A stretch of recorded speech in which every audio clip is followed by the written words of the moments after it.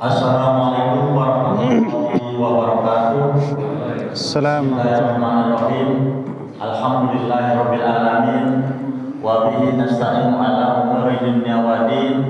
Wassalatu wassalamu ala asrofil anbiya'i wal mursalin wa ala alihi wa sahbihi wa man tabi'ahu wa man nasarahu wa man walahu. Asyhadu an la ilaha illallah wa asyhadu anna Muhammadan abduhu wa rasuluh la nabiyya ba'da. Hadirin jamaah Masjid Al-Furqan yang insyaallah dirahmati Allah Subhanahu wa taala. Puji dan syukur mari kita panjatkan kehadirat Allah Subhanahu wa taala atas anugerah, nikmat, rahmat dan izinnya. Alhamdulillah pada hari ini, pada pagi hari ini kita masih diberikan panjang umur, sehat, sehingga kita bisa melaksanakan sholat subuh berjamaah dan melanjutkan dengan taklim subuh yang akan disampaikan oleh Bapak Ustadz Ahmad Suwanto MPDI. Alhamdulillah beliau sudah hadir di tengah-tengah kita. Semoga Allah tetap mencurahkan rahmat, kasih sayang dan keberkahan kepada kita semua. Shalawat, salam dan sanjungan tetap tercurah kepada junjungan Nabi besar Muhammad SAW beserta keluarganya, sahabat-sahabatnya, pengikut-pengikutnya dan akhirnya kepada kita semua. Semoga di akhir nanti kita berharap mendapatkan syafaat dari beliau. Baik, sebelum kita mendengarkan kajian-kajian, seperti biasanya kita akhirkan suratul Fatihah. Kita tujukan kepada orang tua kita yang telah tiada, keluarga kita, saudara-saudara kita, dan orang yang kita cintai. Semoga Allah ampunkan segala dosa-dosanya, Allah lapangkan kuburnya, Allah terima iman Islamnya, dan semoga ditempatkan di surga Allah Subhanahu wa taala. Dan bagi kita yang hadir di sini beserta keluarga kita, semoga Allah senantiasa curahkan rahmat, kasih sayang kepada kita semuanya. Illa hajin wa lam yatussalihah wa ila hudri Mustafa Rasulullah sallallahu alaihi wasallam. Syahidillahu al-Fatihah. A'udzu billahi minasyaitonir rajim. Bismillahirrahmanirrahim. Alhamdulillahi rabbil alamin arrahmanir rahim. مالك يوم الدين إياك نعبد وإياك نستعين اهدنا الصراط المستقيم صراط الذين أنعمت عليهم غير المغضوب عليهم ولا الضالين. Baik, mari kita sama-sama kita dengarkan kajian-kajian yang akan disampaikan oleh Bapak Ustadz Ahmad Suwanto MPDI. Setelah kajian dipersilakan kepada bapak-bapak, ibu-ibu mempertanyakan hal-hal kajian pada hari ini maupun di luar kajian daripada hari ini. Untuk itu kepada Ustaz kami persilakan. Jazakumullah khairan. Bismillahirrahmanirrahim. Assalamualaikum warahmatullahi wabarakatuh.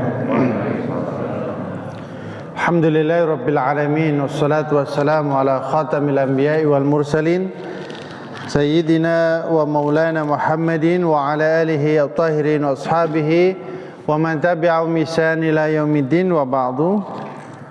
Hadratal muhtaramin segenap jamaah Masjid Al-Furqan yang insyaallah tanpa disebutkan satu persatu semuanya dimuliakan Allah Subhanahu wa taala. Alhamdulillah pagi hari ini Allah anugerahkan kita bisa hadir di masjid ini dalam rangka salat subuh berjamaah. Kemudian kita lanjutkan dengan sama-sama taklim kajian pagi tafsir Al-Quran dari kitab Tafsir Muyassar. Mudah-mudahan Allah anugerahkan kita ilmu yang bermanfaat di dunia dan akhirat. Amin Allahumma amin. Kita melanjutkan kajian kita sampai di surah Al-Baqarah ayat 222 sekarang. A'udzu billahi minasyaitonir rajim. Bismillahirrahmanirrahim. Fid dunya wal akhirah wa yas'alunaka 'anil yatama qul islahul lahum khair wa in tukhalituhum fa ikhwanukum wallahu ya'lamul mufsida minal muslih walau syaa Allahu la'anatakum innallaha 'azizun hakim. Qala al-mu'allif rahimallahu ta'ala wa nafa'ana Allahu bi wa bi'ulumi fid dharainin wa yas'alunaka ayyuhan nabi. Kalau di pertemuan sebelumnya kita bahas orang-orang sama bertanya kepadamu tentang khamar dan judi, tentang minuman keras dan judi. Sekarang mereka juga tanya kepadamu anil yatama. Orang-orang sama bertanya kepadamu tentang anak-anak yatim, yaitu alladzina mata aba'um wa hum duna sinil bulugh. Yang disebut anak yatim adalah mereka yang ayahnya meninggal sedangkan mereka belum sampai umur balik. Nah, itu disebut yatim. Yang meninggal ayahnya. Kalau yang meninggal ibunya bukan termasuk kategori yatim karena tulang punggungnya masih ada. Kaifa yatasarrafuna ma'hum fi ma'ashim wa amalihim. Mereka bertanya kepadamu tentang cara bermuamalah, berinteraksi dengan anak-anak yatim dalam kehidupan, termasuk dalam pengelolaan harta mereka. Kalau mereka punya harta, diapakan cara mengelolanya? Qul lahum, katakan kepada mereka, islahukum lahum khair. Berbuat yang terbaik kepada mereka itu adalah merupakan kebaikan, menjaga mereka, merawat mereka, itu sebuah kebaikan. Faf'alul anfa lahum daiman. Lakukan yang paling bermanfaat untuk mereka. Apa yang paling bermanfaat untuk anak-anak yatim itu? Apa itu yang harus dilakukan? Wa in tukhalitum fi sairi syu'unil ma'ashi fahum ikhwanukum fiddin. Kalau kalian interaksi dalam kehidupan mereka secara menyeluruh, maka sesungguhnya mereka adalah saudara kalian juga, saudara dalam agama ini. Ya, anak-anak yatim itu ya saudara kalian juga. Walal akhi ayar'a maslahata akhi. Tentu seorang saudara itu harus memperhatikan kondisi, memperhatikan kebaikan apa yang terbaik untuk saudaranya. Itu sudah standar. Walaupun mereka statusnya anak yatim kecil, tapi tetap saja mereka saudara kita. Setidaknya saudara seagama, harus diperhatikan. Wallahu ya'lamul mudayyi'a li amwalil yatama. Allah tahu siapa yang menyia-nyiakan atau menghilangkan harta anak yatim. Artinya menggunakan harta anak yatim dengan tidak benar, itu Allah tahu. Wa minal haris ala islahha, juga Allah tahu siapa yang sungguh-sungguh merawat, menjaga anak yatim dan hartanya, itu Allah tahu. Jadi kalau kalian serius ingin ngurus anak yatim, merawat, menjaga hartanya, Allah juga tahu. Jadi nggak perlu khawatir, pasti Allah akan kasih pahala. Maka bagi orang yang dianugerahkan Allah menjaga dan merawat anak yatim, termasuk harta mereka dijaga baik di dalam surah An-Nisa Allah juga menjelaskan faman kana ghaniyan falyasta'fif, yang kalau terkait harta anak yatim itu, kalau dia walinya itu atau yang merawatnya itu orang kaya, orang cukup, maka falyasta'fif, hendaklah enggak usah ambil, enggak usah ikut makan dari harta anak yatim kalau dia cukup. Tapi wa man kana faqiran falyakul bil ma'ruf. Tapi kalau pengelola atau walinya itu dia sendiri fakir, maka boleh ikut makan bil ma'ruf dalam standar kewajaran, kepantasan. Enggak dihabiskan sendiri.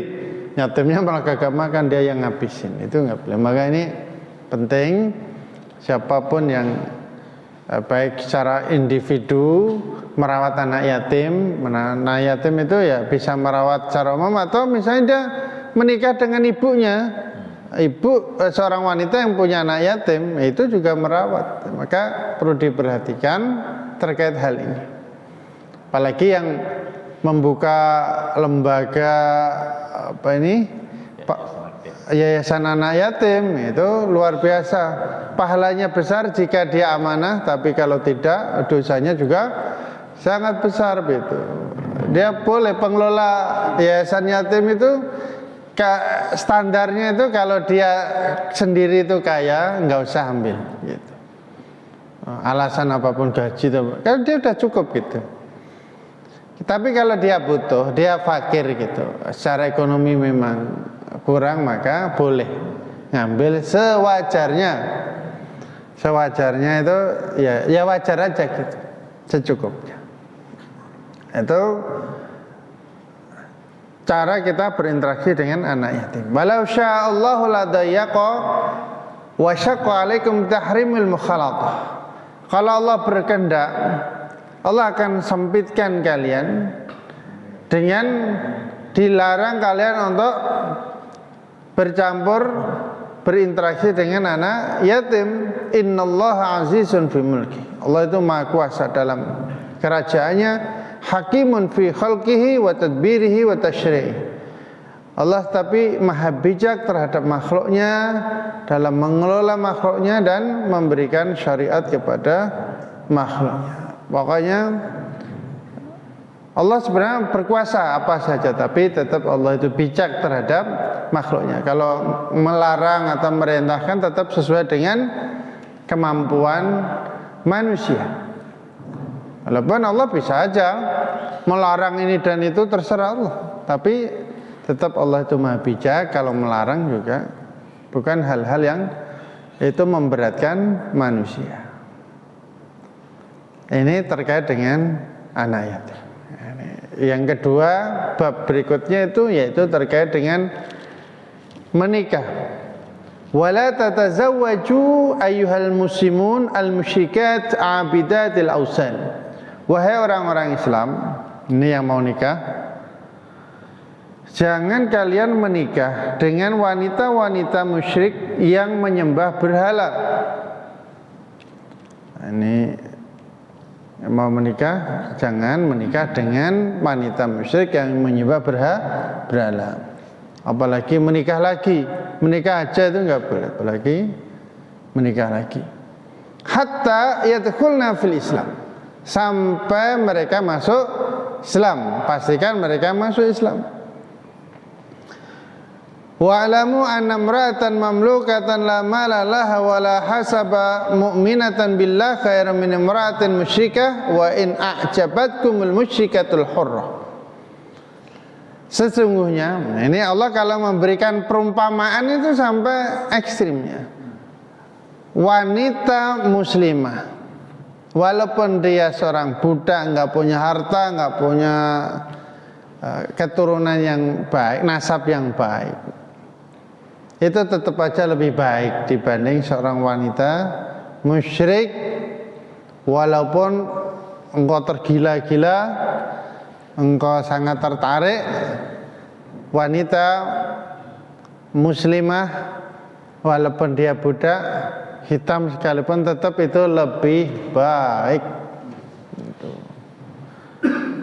Alhamdulillah pilihannya muslimah lebih sekarang banyak. Jadi apa ini?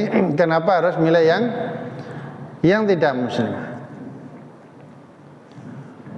Mau sesama muslimah aja kadang-kadang ribut gitu, apalagi berbeda keyakinan, itu potensi ributnya lebih besar. Wala tuzawwiju nisa'akum al-mu'minat ima'an aw hara'ir lil musyrikin hatta yu'minu billah. Demikian juga kalian menjadi seorang ayah atau wali, jangan menikahkan wanita-wanita kalian, maksud anak-anak perempuan kalian, baik atau budak-budak kalian kalau punya budak, itu dengan seorang laki-laki musyrik.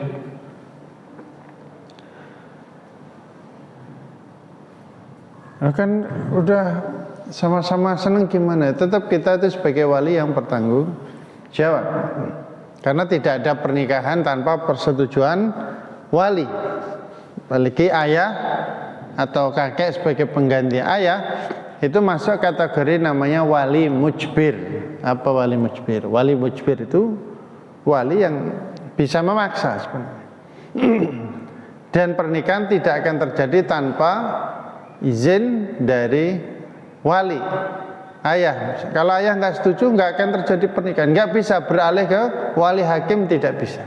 Apalagi wali yang bukan hakim, nggak bisa. Harus persetujuan ayah, minimal diwakilkan. Makanya tidak sah. Makanya ini nggak ada yang muda-muda. Yang muda-muda yang mau nikah itu yang didekati adalah walinya, karena izin dari beliau. Masyaallah muslim rahimakumullah. Jadi jangan nikahkan anak-anak perempuan kalian atau orang yang menjadi perwalian, tanggung jawab perwalian kalian itu dengan laki-laki musyrik sampai mereka mau beriman kepada Allah dan Rasulnya. Dan ketahuilah wa'lamu ana 'abdan mu'minan ma'a fakrihi khairan min musyrik wa in a'jabukumul musyrik. Sungguhnya, nah ini contohnya, sungguhnya seorang budak beriman walaupun fakir secara harta itu lebih baik daripada seorang musyrik sekalipun sangat bikin kamu tertarik. Alasannya apa? Ulaikal muttasifuna bisyirki rijalan wa nisan yad'una kullu man yu'ashiruhum ila ma yu'ati bihi ilan nar. Karena orang musyrik itu pasti akan mengajak melakukan sesuatu yang menyebabkan masuk neraka. Wallahu subhanahu yad'u ibadahu ila dinihil haq al-mu'addi bihim ilal jannah.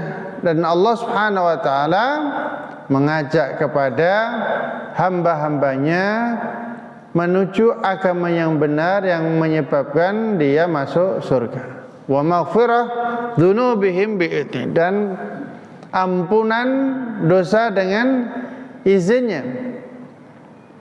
Wa yubayyinu ayati wa ahkamil nas. Allah Subhanahu wa taala menjelaskan ayat-ayatnya dan hukum-hukumnya kepada manusia lika yatadzakkaru faya'tabir, agar mereka ingat dan kemudian mengambil pelajaran. Ayat ini kemudian dinasakh ini diganti hukumnya dengan ayat yang lain,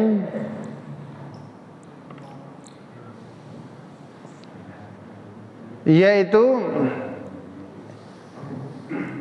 izin dari Allah Subhanahu wa taala untuk menikahi wanita ahlul kitab. Ayat ini secara umum itu dilarang secara total, pokoknya yang musyrik itu semuanya dilarang. Tapi kemudian turun ayat lain yang menasakh ayat ini, khusus ahlul kitab itu diperbolehkan. Yaitu wanita ahlul kitab itu boleh dinikahi. Ahlul kitab itu siapa? Yaitu Yahudi dan Nasrani, wanitanya tapi. Kalau laki-lakinya tetap tidak boleh. Hanya Yahudi dan Nasrani. Di luar itu maka hukumnya statusnya sama dengan tetap dengan ayat ini, yaitu haram, tidak boleh. Artinya di luar Yahudi dan Nasrani itu hukumnya berlaku yang awal, wala tankihul musyrikati hatta yu'min. Walaupun kemudian jadi laki-laki muslim boleh menikah dengan wanita ahlul kitab, yaitu Yahudi dan Nasrani, sekalipun mereka itu statusnya sebenarnya musyrik juga karena mereka menuhankan Isa, atau kalau Yahudi menuhankan Uzair. Sama-sama sebenarnya musyrik, tapi ada kekhususan hukum dari Allah Subhanahu wa ta'ala, yaitu diperbolehkan laki-laki muslim menikah dengan wanita ahlul kitab. Hanya saja kemudian ada diskusi di kalangan ulama, apakah, itu pertanyaannya, Yahudi Nasrani hari ini itu masih ahlul kitab gitu. Itu diskusinya panjang. Paling tidak seperti itu. Ya kalau mau nikah yang lain aja. Muslimah masih banyak kan? Itu masih banyak banget. Kenapa yang kemudian nyari yang repot gitu? Masyaallah muslim rahimakumullah. Tapi di fatwa MUI sendiri melarang itu. Walaupun wanita ahlul kitab dilarang karena potensi konflik keluarga itu besar gitu. Termasuk nanti hak waris mewarisi, walaupun mungkin pernikahan sah, itu tidak bisa saling mewarisi karena berbeda agama. Belum lagi terkait nanti pendidikan anak, nanti ikut siapa? Ada yang bagi-bagi, yang laki-laki ikut ayah, yang perempuan ikut ibu. Ada repot semua. Wah, insya Allah ini para ayah, para kakek yang dipastikan anak-anak dan cucunya menikahnya itu sesama muslim, insya Allah. Syukur muslim yang soleh itu akan meringankan pikiran kita gitu. Meringankan, nggak kepikiran terus gitu. Standar soleh itu sederhana aja. Ya mungkin kita tidak bisa meneliti orang per orang sampai detail ya. Setidaknya dia rajin ke masjid, insya Allah orang baik-baik lah ya. Ya setidaknya. Ini Rasulullah itu memberikan standar itu sederhana. Kalau engkau lihat orang itu senang ke masjid, insya Allah dia orang yang bertakwa, gitu aja. Kalau enggak ya dia kan bosan sendiri kan, ngapain ke masjid gitu. Jadi kalau insya Allah ya apa ini, kalau engkau lihat orang senang ke masjid itu insya Allah orang beriman, orang yang bertakwa. Ada gitu aja. Masalah ya ada salah-salah manusia, nggak ada yang sempurna. Insya Allah rajin ke masjid. Makanya kalau cari mantu lihat yang rajin ke masjid gitu. Rajin ke masjid. Dulu ada ya ada ulama dia cari mantu. Terus ada tukang galon air itu yang suka ngirim ke rumahnya, dengar, ini ulama cari mantu, saya mau daftar saja jadi mantu. Dia yang lamar jadi mantu. Yang namanya ini ulama besar, terus ini tukang air lamar, kira-kira gimana? Ya mau ditolak gimana, mau diterima gimana? Akhirnya dikasih syarat. Boleh nanti jadi mantu saya, syaratnya kamu tidak telat sholat berjamaah selama 40 hari. Boleh. Nanti saya ambil mantu. Ini di Mekah ini, Masjidil Haram. Tidak telat takbiratul ihram imam selama 40 hari. Ya. Oke, setuju. Saya setuju syaratnya. Akhirnya dia rajin itu sholat berjamaah. Enggak telat. Takbiratul ihram imam enggak telat. Begitu imam takbiratul ihram, dia langsung takbiratul ihram, artinya enggak telat. Sehari 2 hari terus dia nggak pernah telat, sampai seminggu nggak telat, sampai 10 hari, sampai 20 hari. Akhirnya dia menikmati ini ibadahnya, menikmati sholatnya, udah nggak kepikiran pengen jadi mantunya ulama ini. Begitu 40 hari dia nggak datang-datang lagi melamar, sampai dicari-cari, loh kok nggak jadi?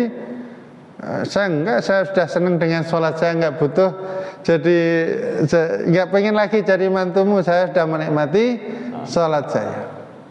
Akhirnya malah ulama ini yang ngejar-ngejar pengen menjadikan dia jadi mantu. Awalnya mau ditolak, ini malah dikejar-kejar. Berarti ini anak baik beneran gitu. Dan akhirnya malah jadi mantunya. Assalamualaikum. Jadi itu standarnya. Apa ini standarnya itu?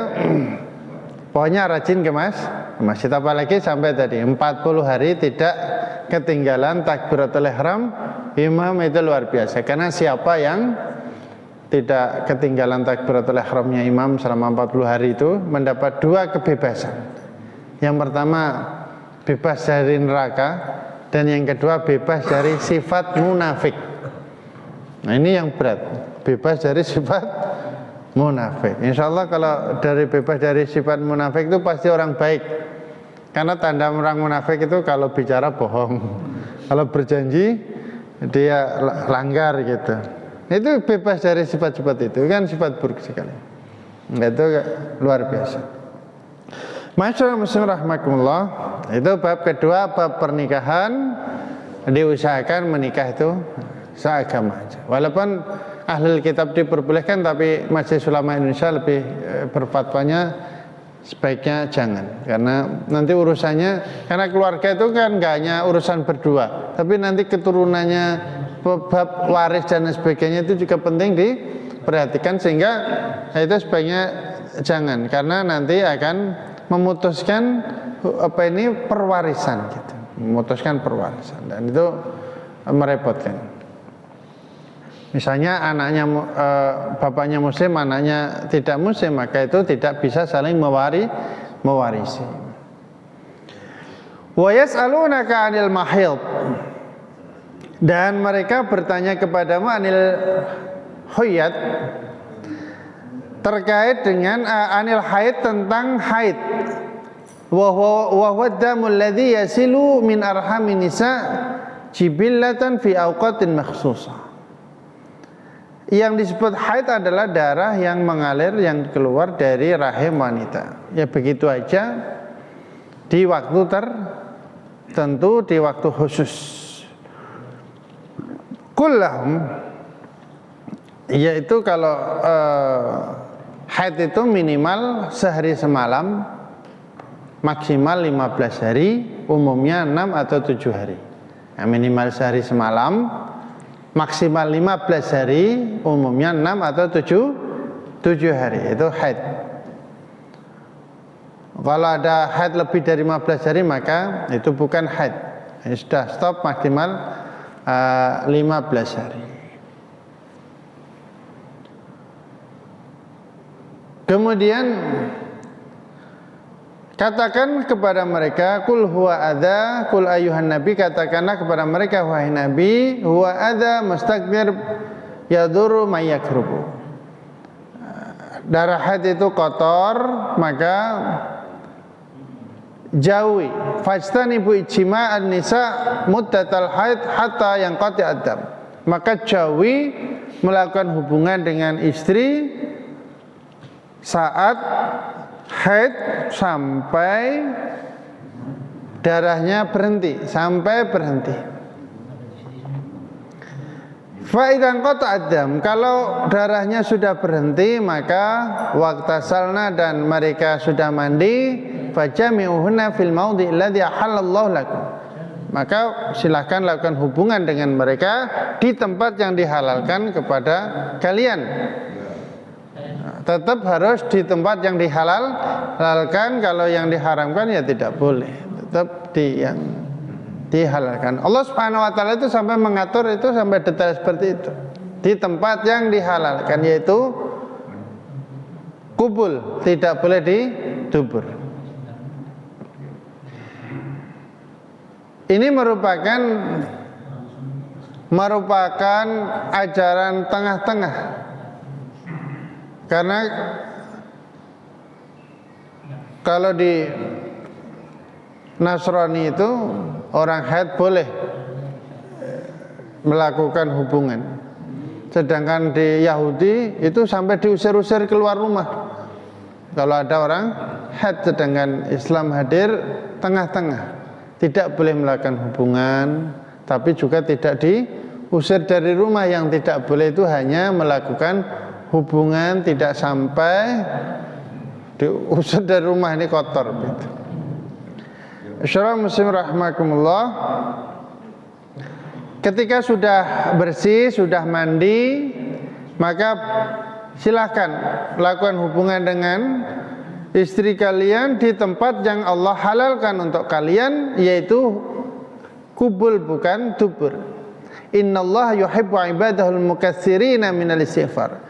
Sesungguhnya Allah Subhanahu wa taala senang dengan hamba-hambanya yang banyak istighfar dan taubat. Wa yuhibbu ibadal mutatahhirin, dan menyukai hamba-hambanya yang bersih, yang suci. Alladzina yata'abbaduna yabta'iduna 'anil fawahish wal aghdar, yang menjauhi perbuatan keji dan kotor. Masyaallah muslimin rahimakumullah, ini batasan-batasan. Kita sebagai seorang muslim, khusus yang sudah berumah tangga, itu batasannya. Kalau belum mandi boleh nggak? Sudah bersih, sudah berhenti, darahnya udah nggak keluar lagi, tapi belum mandi, boleh nggak hubungan? Mayoritas ulama termasuk al-mazhab Imam Syafi'i harus mandi dulu, pastikan mandi baru boleh hubungan. Ditunggu mandi, banyak air aja kok, kayak enggak ada air. Sabar bentar, harus mandi dulu. Lalu Imam Abu Hanifah memperbolehkan tanpa mandi, yang penting haidnya udah sudah selesai. Tentu mandi lebih baik, lebih bersih, lebih suci, karena Allah mencintai orang yang banyak taubat untuk membersihkan hati, dan mencintai orang yang bersih dari perbuatan keji, termasuk yang kotor. Makanya dilarang melakukan hubungan dari belakang, karena itu adalah kotor. Nisa'ukum harsul lakum, nisa'ukum maudi'u zar'in lakum. Istri-istri kalian itu adalah sawah kalian, tempat menanam. Menanam apa? Yaitu etada'una nutfah fi arhamihin, menanam nutfah di rahim mereka. Maka fayakhruju minhal aulad. Allah mengibaratkan istri itu seperti sawah, kalian tanam sehingga kemudian panen gitu. Garap. Pokoknya ya itu bahasa Allah itu sudah halus seperti ini. Ibarat sawah kalian menanam, kemudian keluar anak-anak bimasyiatillah, tentu karena kehendak Allah Subhanahu wa taala, karena tidak semua ditanam itu panen gitu. Ada yang nanam enggak panen-panen juga gitu. Tentu semuanya itu karena kehendak Allah Subhanahu wa taala gitu. Bukan karena kecanggihan yang menanam, bukan, tapi karena itu kehendak Allah Subhanahu wa taala. Fajami'uhunna fi mahalli al-jima' faqat. Maka lakukan hubungan dengan mereka di tempat yang semestinya. Fa huwal qubul bi ayyi kaifiyatin syi'tum. Fa'tu harsakum anna syi'tum. Terserah, caranya terserah, yang penting di tempat yang benar. Gitu. Enggak boleh di tempat yang salah, caranya terserah. Ini membahas ini Allah jelaskan biar jelas, orang itu biar enggak bertanya-tanya. Kenapa Allah jelaskan sampai detail? Pasti ada hikmahnya. Wa qaddimu li anfusikum a'malan shalihah bi mura'ati awamirillah. Dahulukan untuk diri kalian amal-amal yang baik dengan menjaga perintah-perintah Allah Subhanahu wa taala. Allah Subhanahu wa taala. Artinya tetap prioritaskan untuk dari kalian itu hal yang terbaik untuk kalian, yaitu melaksanakan perintah Allah, biar nanti kalian enggak dihukum di akhirat. Kalian boleh bersenang apa saja, tapi tetap perhatikan nasib kalian, perhatikan hal yang terbaik untuk kalian, yaitu nanti di akhirat. Jangan sampai senangnya berlebihan, nanti malah dihukum karena melampaui batas. Jaga larangan-larangan Allah, perintah-perintah Allah tadi boleh. Allah membebaskan melakukan hubungan dengan cara apa saja, yang penting di tempat yang benar. Wa khafullah, takutlah kepada Allah. Wa'lamu annakum mulaquhu lil hisab yaumil qiyamah. Karena itu kondisi di tempat yang sangat privasi. Mungkin kalian bisa aja terserah, tapi ingat bahwa takutlah kepada Allah. Wa'lamu annakum mulaqu, ketahui bahwa engkau akan ketemu Allah nanti. Kalian bisa aja terserah gitu. Oh, ini kan masalah privasi, masa diatur-atur. Itu mungkin kalau di standar dunia, tapi Allah itu kalau memberikan hukum itu kemudian diingatkan bahwa kalian boleh aja walaupun di tempat privasi terserah melakukan, tapi kau akan ketemu Allah yang akan menghisap kalian di hari kiamat. Wa basyiril mu'minin ayuhan nabi, berilah kabar gembira orang-orang beriman wahai nabi, bima yufrihum, dengan hal yang menggembirakan mereka, wa yasurruhum, dan membahagiakan mereka, min husnil jaza bil akhirah, berupa balasan yang terbaik di akhirat. Makanya kalau enggak benar ya jangan dilakukan, walaupun suka sama suka ya enggak boleh, itu jadi alasan. Kalau takutlah pada Allah, kalau itu larang apa ini tidak halal ya jangan dilakukan. Wala taj'alu ayyuhal muslimun hilfakum billahi mani'an lakum minal birri wasilaturrahim wat taqwa. Wahai orang-orang Islam, janganlah jadikan sumpah kalian kepada Allah, sumpah kalian atas nama Allah, itu menjadikan kalian terhalang untuk melakukan kebaikan dan silaturahim, ketakwaan, dan mendamaikan antara manusia. Bi antuda ila fi'li syai'in minha fatahtaju bi annakum aqsamtum billah alla taf'alu. Jadi kalau kalian terlanjur misalnya bersumpah atas nama Allah untuk tidak melakukan sesuatu, tapi kemudian harus melakukannya, maka jangan itu menghalangi kalian berbuat baik. Misalnya sudah terlanjur bersumpah, sumpah wallahi saya enggak akan main ke rumahnya gitu misalnya, enggak akan menginjakkan kaki di rumahnya misalnya. Walaupun kalian sudah terlanjur sumpah, jangan menjadikan itu kalian kemudian tidak silaturahim. Ya tetap silaturahim. Ya kalau itu mungkin pas lagi marah gitu kan, lagi marah emosi melakukan itu, tetap itu batalkan sumpahnya, lakukan yang terbaik. Ya tetap silaturahim.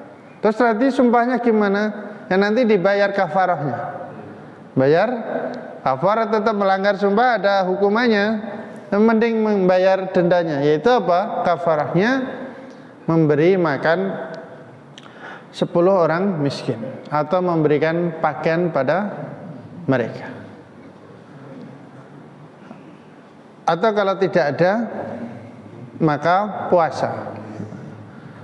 Sebenarnya ada memerdekakan budak, budaknya enggak ada. Atau puasa 3 hari. Terakhir itu puasa 3 hari. Tetap dibatalkan. Jadi enggak, mungkin lagi kesel gitu sama ketua DKM atau pengurus, enggak akan sholat di Masjid Al-Furqan misalnya gitu kan. Kesel banget sama DKM-nya. Terus ini ya tetap aja sholat, nanti enggak boleh, karena sumpah kita bahkan atas nama Allah itu tidak boleh menghalangi kita melakukan kebaikan. Kalau kita lihat itu keliru, ya udah dibatalkan gitu. Tetap lakukan kebaikan. Dan orang lain juga nggak usah komentar, oh dia menjilat ludahnya sendiri, nggak boleh juga. Karena ada hal yang lebih baik. Tetap kebaikan itu yang lebih diutamakan dibanding dengan sumpah kita pada Allah Subhanahu wa taala. Wala taj'alullaha 'urdatan liaymanikum an tabarru wa tattaqu wa tuslihu bainan nas wallahu samiun alim. Allah Subhanahu wa taala itu maha mendengar terhadap perkataan kalian dan maha tahu terhadap apa yang terjadi pada kalian. Allah tahulah itu bahwa ada yang lebih baik bagi kita, maka kita batalkan dan melakukan yang terbaik. Wallahu a'lam bishawab. Mungkin masih ada beberapa waktu sebelum syuruk, ada yang ditanyakan untuk kajian dicukupkan, dikembalikan kepada MC. Assalamualaikum warahmatullahi wabarakatuh. Terima kasih kepada Pak Ustaz yang telah memberikan kajian pada pagi hari ini, dan setelah itu kita kembali kepada jamaah. Bapak Ibu, mungkin ada yang perlu dipertanyakan atau perjelas dalam materi pada pagi hari ini. Kami silakan sebelah kiri.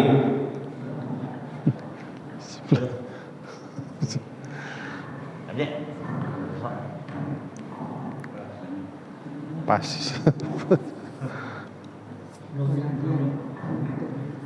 Sebelah tengah, silakan. Ibu-ibu, silakan ibu-ibu. Sebelah kanan, Haji, silakan Haji. Haji. Ayo Pak Ji. Pak Nudin. Silakan Pak Nudin. Assalamualaikum warahmatullahi wabarakatuh. Assalamualaikum warahmatullahi wabarakatuh. Kita tahu bahwa azan itu adalah panggilan datangnya untuk sholat dengan lafaz-lafaznya yang tertentu. Serta juga samping memandangkan syariat Islam dan juga seruan untuk sholat berjamaah. Saya baca buku Fikih Sunnah dari Ahmad Muslim dan Ibnu Majah itu bahwa Rasulullah SAW bersabda, sesungguhnya para muadzin itu adalah orang-orang yang panjang lehernya di hari kiamat. Itu maksudnya bagaimana ya dengan panjang lehernya itu? Terima kasih. Assalamualaikum warahmatullahi wabarakatuh. Assalamualaikum warahmatullahi wabarakatuh. Jadi para muadzin nanti itu panjang lehernya di hari kiamat, itu maksudnya nanti akan kelihatan gitu. Kelihatan itu kalau ada orang banyak. Itu kalau yang tinggi kan kelihatan, oh itu dulu tukang adzan di dunia. Gitu. Bukan panjang lehernya kayak jerapah gitu. Bukan dalam rangka itu merendahkan, itu bukan. Tapi maksudnya menunjukkan nanti itu akan kelihatan gitu. Dari kalau ada orang banyak dia paling kelihatan. Itu dulu itu yang tukang adzan. Nah, jadi biar kelihatan dan ada tandanya khusus itu dulu di dunia tukang adzan. Itu sebagai kehormatan bagi para muadzin gitu. Dan itu istimewa. Orang adzan itu punya keistimewaan karena dia mendapat pahala semua yang hadir di masjid. Nah, itu keistimewaan orang adzan. Nah, kalau kita yang nggak adzan gimana? Bisa mendapat pahala seperti pahalanya muadzin dengan cara menirukan bacaan muadzin. Allahu Akbar, Allahu Akbar. Kita baca juga Allahu Akbar, Allahu Akbar. Asyhadu an la ilaha illallah, asyhadu an la ilaha illallah. Hayya 'alas shalah. Apa? La haula wala quwwata illa billah. As-salatu khairum minan naum. Apa jawabannya?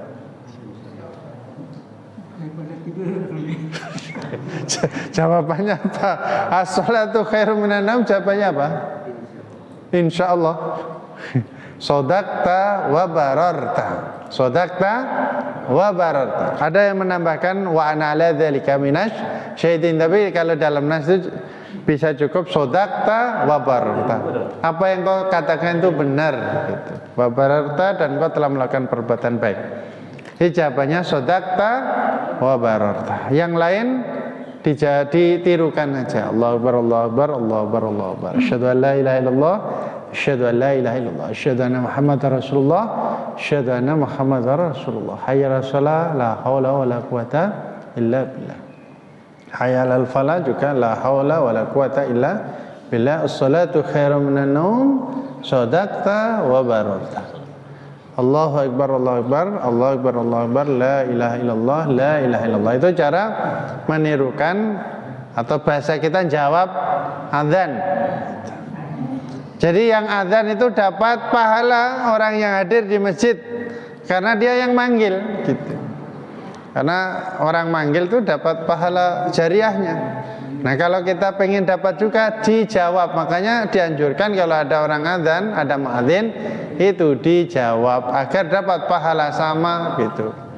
Jadi yang suaranya pas-pasan, nggak pantas adzan, cukup jawab aja pelan-pelan. Nah, insya Allah kan nggak ada yang dengar suara kita bagus bangga gitu.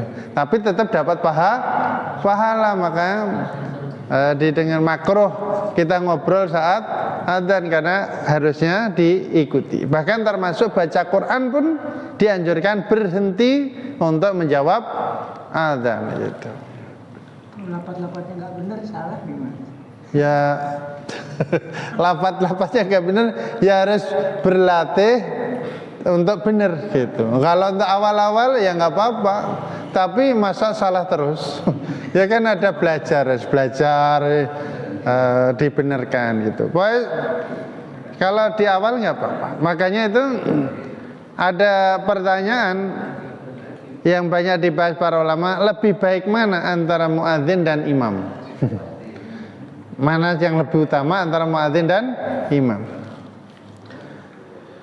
Maka kalau imam bisa memenuhi kualifikasi imam, ada memenuhi syaratnya yang baik, maka imam bisa jadi lebih baik. Tapi kalau enggak, maka muadzin itu lebih baik gitu. Karena tadi jelas fungsinya, jelas memanggil orang untuk hadir sholat. Maka dianjurkan muadzin itu yang suaranya bagus. Agar apa? Orang itu secara fitrah, secara dasar itu senang suara bagus itu. Coba lewat terus ada nyanyi yang suaranya bagus itu enak, masih itu seneng. Itu fitrah manusia, suara bagus. Walaupun suara dia nggak bagus juga, tapi seneng kalau ada suara itu merdu bagus itu. Makanya dianjurkan adzan itu suaranya yang bagus. Makanya walaupun adzan dulu itu kan ceritanya gini, ketika pertama kali diwajibkan sholat berjamaah itu bingung para sahabat itu gimana cara manggil orang-orang ini. Cara manggilnya gimana? Ada yang usul, oh pakai lonceng, dong. Ada yang pakai macam. Akhirnya kemudian ada yang mimpi dengar suara azan itu, lafadznya azan. Kemudian itu disampaikan kepada Rasulullah. Oh ya ini pakai ini, memanggilnya dengan azan itu. Tapi yang disuruh azan bukan yang mimpi, tapi yang disuruh azan oleh Nabi adalah Bilal. Kenapa? Karena suara Bilal bagus gitu.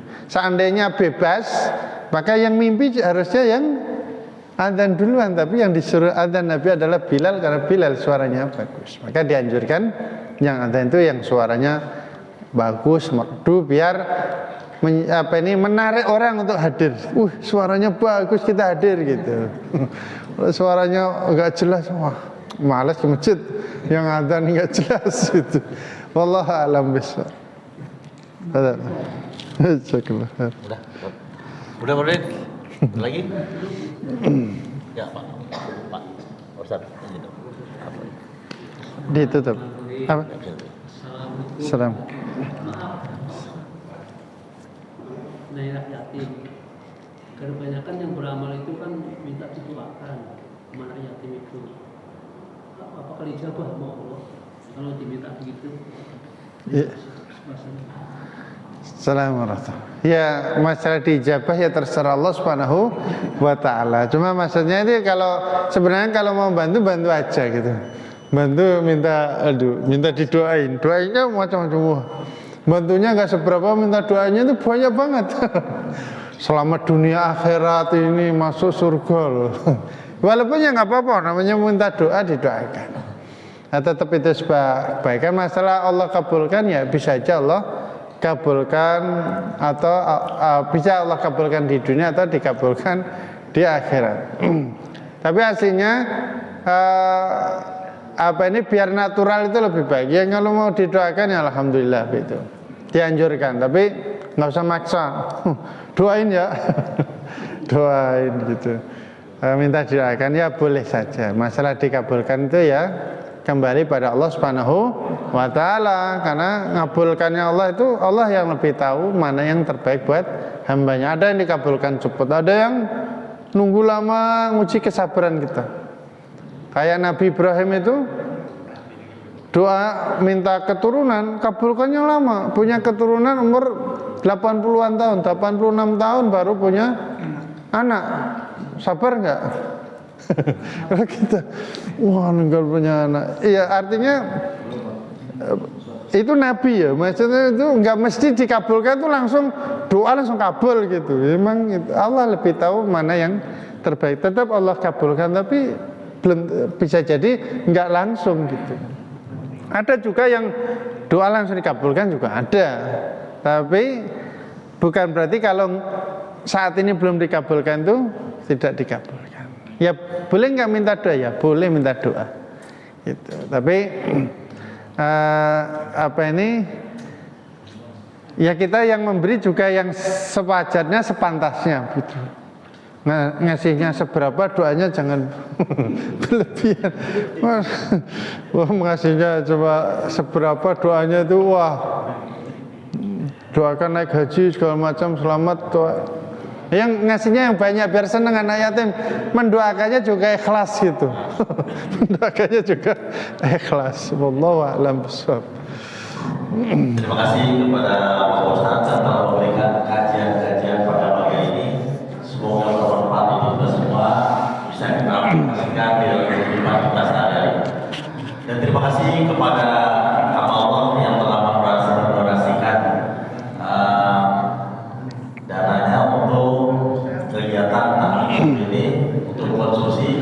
Semoga Allah memberikan kemudahan, kelancaran dalam menjalankan kehidupan dunia ini.